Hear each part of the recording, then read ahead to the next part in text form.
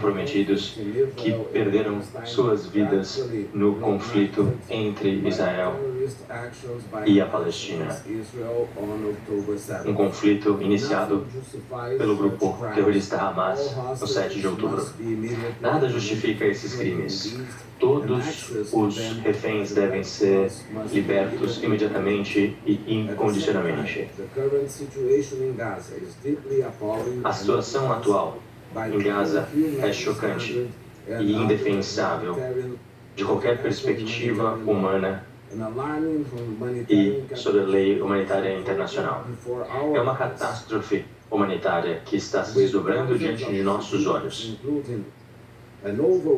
com centenas de civis, incluindo um número gigantesco de crianças sendo punidos por crimes que não cometeram.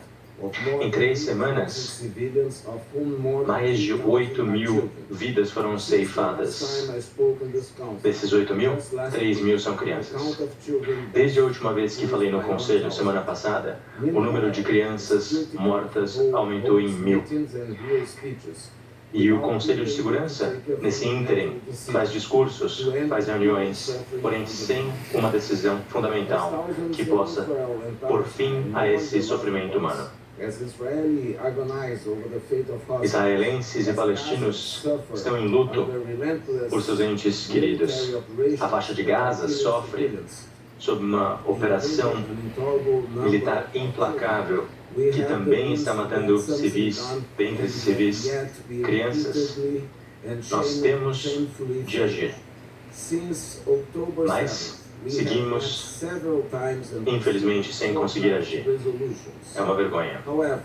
4 resoluções foram propostas, mas seguimos com um impasse devido a discórdias internas, principalmente apontadas por alguns membros permanentes, que querem utilizar o Conselho para alcançar propósitos de seu próprio interesse em vez de botar o bem maior em primeiro lugar. A crise humanitária que se desdobra diante de nossos olhos precisa ser endereçada. Nós precisamos cuidar da paz internacional, mas não permitir que isso aconteça por antagonismos históricos é inaceitável. Os olhos do mundo estão voltados para nós e vão continuar nos observando, vendo a nossa inabilidade de agir.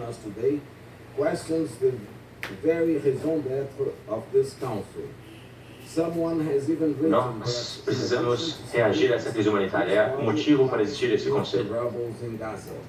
Este órgão está sob os escombros de Gaza.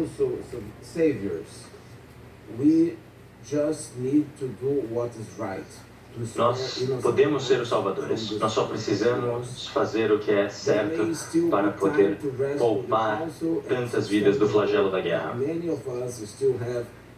Precisamos sustentar a esperança que ainda nutrimos de conseguir fazer o que a Carta da ONU propõe. Precisamos da determinação política. Se tivermos determinação política o suficiente para se comprometer com as nossas propostas, vamos conseguir seguir adiante. Se, mais uma vez, não conseguirmos, teremos cada vez mais um custo de vida humana e multilateralismo com os Estados Unidos e com o Conselho. Semana passada,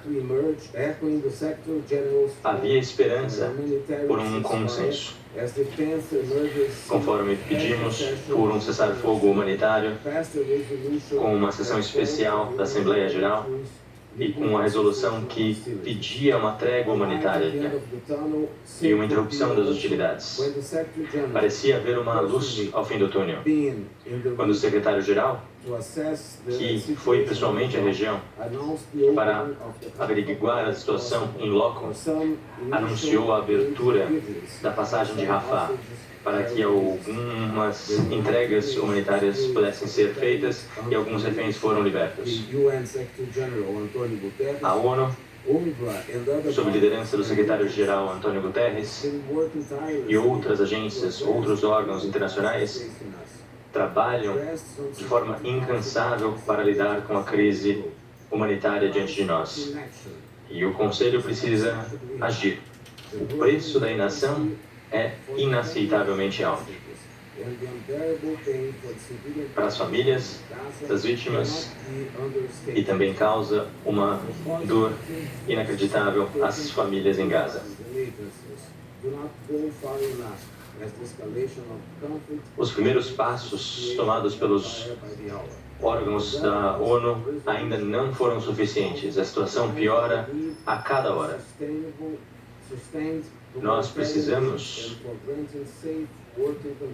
de ajuda humanitária constante e também de condições de trabalho para aqueles que trabalham com o resgate das vítimas.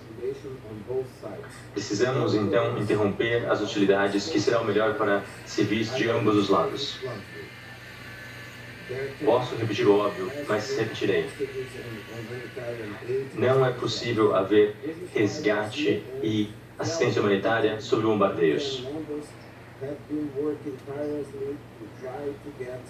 Os membros vêm se esforçando muito para que o Conselho possa agir com mais decisão desde que a proposta foi negada. A visão do Brasil é clara. Precisamos de uma liberação imediata de todos os reféns e também o fim da violência de qualquer forma, de forma que a assistência humanitária possa ser entregue de forma suficiente àqueles que estão presos em Gaza. Além das 8.000 vidas já perdidas, muitas ainda terão um destino fatal. Hospitais não têm mais como fazer os tratamentos básicos para os pacientes. É fundamental, então, suprimentos básicos, água, medicação, eletricidade, combustível para aqueles em Gaza. É fundamental que os suprimentos sejam prestados. Existem cirurgias sendo feitas sem anestesia. Está faltando eletricidade e medicamentos básicos em hospitais. Água e comida estão em escassez, com preços altíssimos. Agradeço. Perdão. Tanques e soldados estão em posição em loco. E se não agirmos agora, quando agiremos? Quantas vidas mais serão perdidas até que saiamos da retórica e cheguemos à ação? Precisamos também da evacuação de nacionalidades diversas de Gaza que se sentem ameaçadas. Todos os estados têm o direito de defender seus cidadãos, porém deve haver consistência com a lei internacional e com a lei humanitária, principalmente nos princípios de proporcionalidade, necessidade e ações militares e humanitárias. O direito de proteger a população de um estado não deve vir ao custo de vidas civis e estruturas civis. Como o secretário-geral Guterres já nos lembrou, até mesmo na guerra existem regras.